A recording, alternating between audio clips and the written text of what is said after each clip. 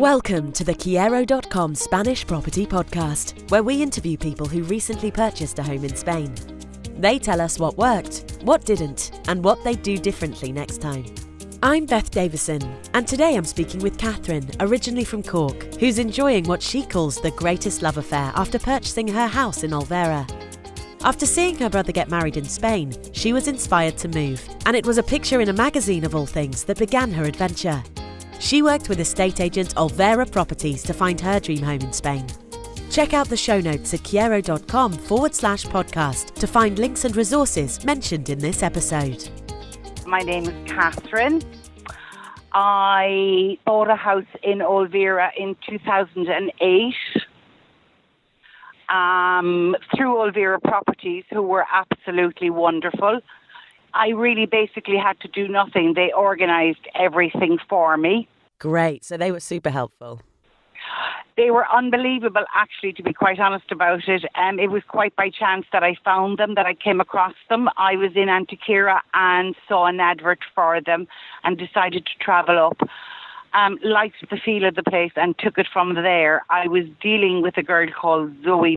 Showed me the houses, and it was just an easy process once I decided on what house I wanted. Fantastic. Okay, so it sounds like it's a really positive experience. How did it all start for you? It sounds like you knew Spain anyway, did you, quite well? I knew Spain pretty well, but my brother got married in Kyero. And it was the first time I had gone into the real Spain, as in, the country Spain. I had always gone on holidays to Costa del Sol, but my brother, we stayed in Villanueva de la Concepcion, which was a very small village. There was 120 of us went out, and I just loved the real Spain. It was such an experience. So from that, when I found that magazine, they're free magazines in different places, and I picked it up and saw Olvera and decided while I was there for the wedding to take a trip to Olvera. Absolutely fell in love with it. Very pretty Pueblo Blanco.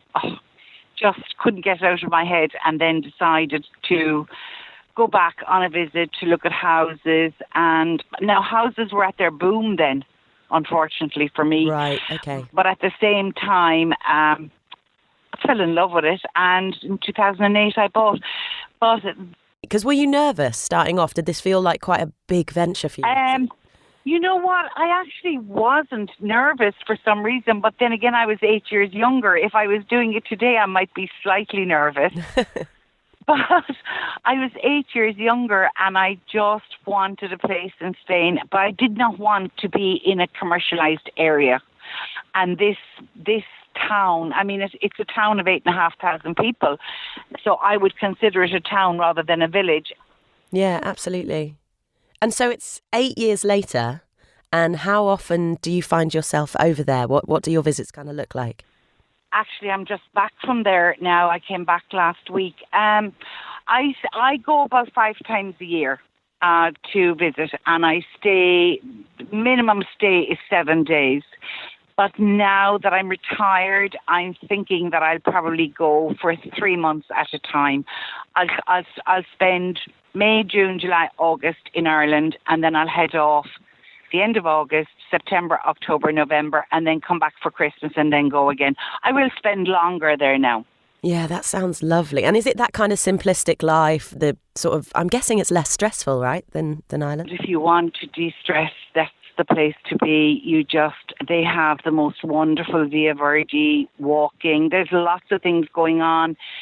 They have Spanish classes free for expats. They're just wonderful people. You walk down the street and everybody says hello to you, and you're wondering why they say hello to you. Because they don't know you, but they're lovely. And now that I'm living, my dream was always to live on a Spanish street with Spanish neighbours. That was my dream. And now you have it. Now I have it. And every single one of my neighbours know me. They feed me every single day when I'm out there. I spend evenings at dinner in their houses. They look after my house for me. They check my house. My next door neighbour checks my house every day. Nothing happens to my house without me knowing it. Which is just great. Did you have a good kind of level of Spanish then, if you've made all of these Spanish friends? I had all words, and I still have. I mean, they say every time I go, I get better and better, but by the time I'm about to leave. But fortunately for me, my neighbour's husband speaks English. Okay. He's Spanish, but he speaks English. And, you know, if I'm stuck, I Google Translate. Yeah. Technology is a wonderful thing. Technology is wonderful. I do intend to really buck up and try and speak Spanish fluently, but I find when I come back to Ireland, I forget about it, and then I cram in maybe 3 weeks before I go. I'm back studying Spanish again. But, you know, with Google Translate, it's wonderful. But, you know, Spanish people are just wonderful, and Spanish country people are wonderful. Yeah, because you're outside of the towns and there's kind of much more of a community. Let's talk about the property itself. So what exactly did you buy? Can you describe it for us?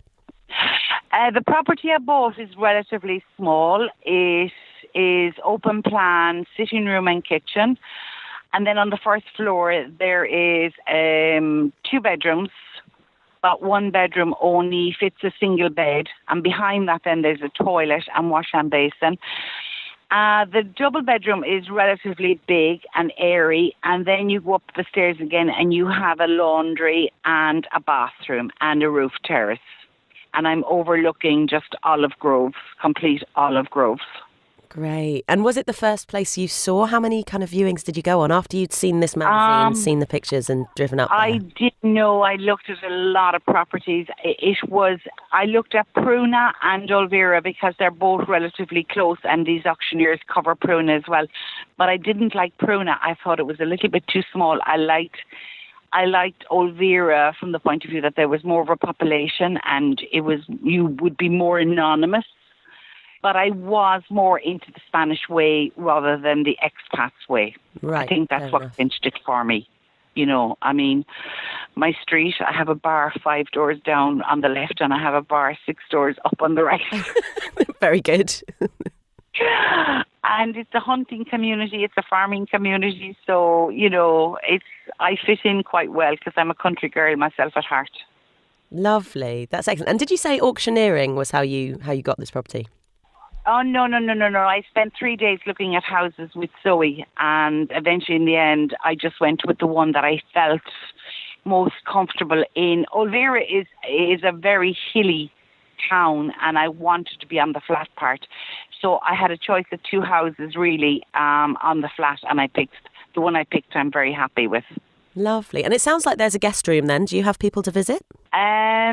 Not so much. I don't really. No, nobody's interested in coming up. A few people have indicated that they'd like to visit, but I think for my children, they're still young and they want the Costa del Sols of the world. Maybe when they have children, they'll come to Olvera. You know, they would feel a little bit isolated up there. I think that a certain age group fits in very well to Olvera. When you're finished partying in Costa del Sol, you will start going inland. Fair enough. And it sounds like it's kind of a lovely and relaxed environment, so I can totally see the appeal. It is, and everybody's really nice up there. The people are lovely. They do tend to speak their own Spanish. If you can imagine you maybe from London and trying to understand somebody from Newcastle, it's, you know, learning Spanish is it's not a great place to learn Spanish because they tend to speak like country people and they only say half their words. Right, okay. As if it wasn't challenging enough. Yeah, but at the same time, you know, it's not a burden at the same time. It's not at all, not a burden. So would you do anything differently if you were going to do it all again? If I was going to do it, well, hindsight's a wonderful thing. If I was going to do it all again, I would have bought a bigger house. Interesting, okay. But at the time, houses were at their peak in Olvera. And I did what I did with the budget that I had. Yeah, we haven't talked about budget. Do you mind if I ask what it was? The house was 69,000. Lovely. Okay. And I wouldn't get 50,000 for it today. Right. Okay. And does that worry you, the depreciation, or was that kind of never the goal for you in the first place? No, it was never a goal for me. I just wanted a house that I could escape to. I had a very pressurized job. I managed a big hotel. I just used to get on the plane in Cork and get off at Malaga. And the minute I hit Olvera, I was a different person. Yeah. That was my aim.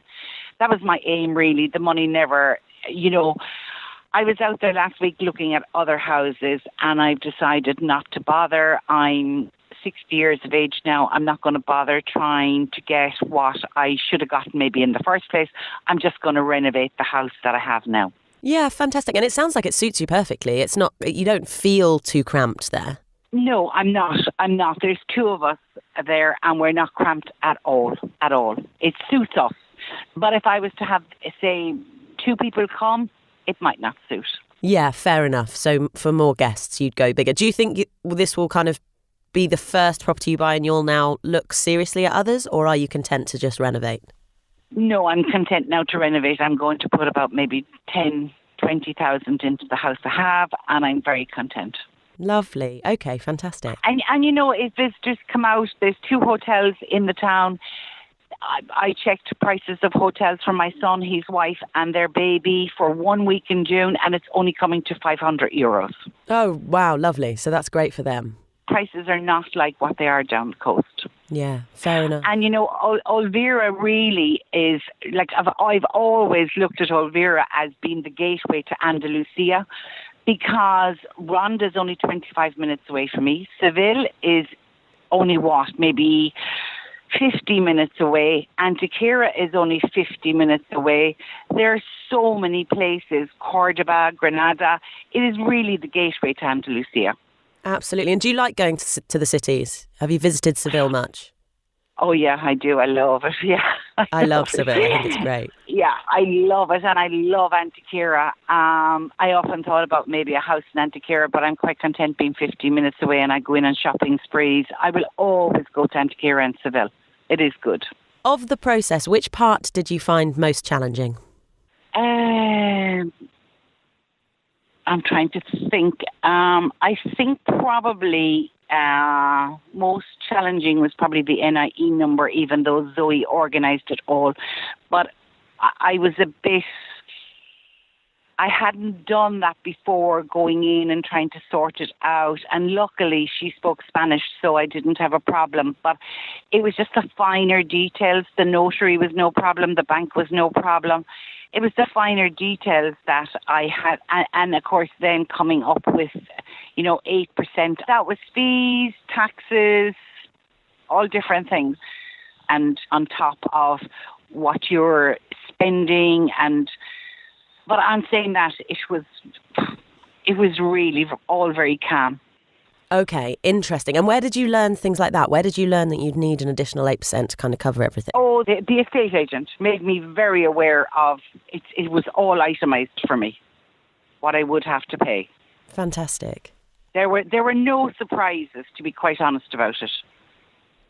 I just had to come up. I actually was lucky that I had 20% of the price of the house. I was very lucky that I had that money. But I'm saying that the bank was very accommodating. Yeah.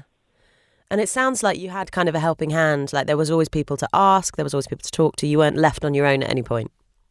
No, I was never left on my own. And even 8 years later, I'm not left on my own, because I need an architect now. And I've actually WhatsApped the estate agent, and she's going to find me an architect to draw plans. Amazing. 8 years later, you still have her number? Yeah, 8 years later. And she is always at the other end of the phone for me. Great. That's perfect. And so my last question is, if you could give top tips to people kind of starting the process right at the beginning at the moment, what would your kind of top tips be? Have a good, serious look around at all houses in all areas. That's my first tip. Secondly, make sure that you have at least 20%. I think it's important to have at least 20% of your money that you're going to put down on the house. And thirdly, just go with it. Go with it. Just decide whether you want a holiday home or a permanent home. Most people think they just want a holiday home. when they're going for it, like I did. But then it all automatically, as you get older, it turns into maybe a forever home. So kind of flexibility is crucial. Yeah, be very, very sure. Be very, very sure. Fantastic. Well, it sounds like it's gone kind of perfectly for you and that you're going to be spending lots more time out there, which is just brilliant. Yeah, I am. I'm looking forward to it. I retired this year and I'm really looking forward to it. Yeah, I bet. Well, congratulations. That's basically all of my questions. Well, it was lovely talking to you. Yeah, it was great. And enjoy it. Enjoy it next time you go out there. Take care. Bye. Thank you for listening. And thanks to Catherine for sharing her experiences, along with Olvera Properties for their help to make this episode possible. I particularly like the idea of just finding a picture in a free magazine and letting that inspire a whole purchase. And the idea of living on a Spanish street with Spanish neighbours, completely immersed in the culture. Don't forget to subscribe to the podcast so you never miss an episode. This podcast is produced by Kyero.com, and our mission is to connect you with estate agents and properties throughout Spain. Whether your dream home is a rustic farmhouse surrounded by olive groves or a lock-up and leave apartment on the seafront, you'll find everything you need at Kyero.com. If you've enjoyed this episode, we'd really appreciate your 5-star rating on iTunes. It helps us reach and connect more people with their dream home in Spain. And whenever you're ready, here are 4 ways we can help you. Ask a question by emailing beth@kyero.com. We'll try and answer them all in an upcoming Q&A episode. Get a location guide also by emailing beth@kyero.com. We'll reply with the latest data and information on the areas you're interested in. Calculate your budget. Simply visit kyero.com/budget, enter 2 numbers, and you're done. Be our guest. If you've already purchased your home in Spain, we would love you to share your story on the podcast. Just email beth@kyero.com and we'll take it from there. Tune in next week when I speak with Thomas, originally from the USA, who along with his wife bought in Almuneja, Granada. Even though they moved from halfway around the world, find out why this part of Spain felt immediately like home. I'm Beth Davison, and you've been listening to the Kyero.com Spanish Property Podcast. I'll see you next week.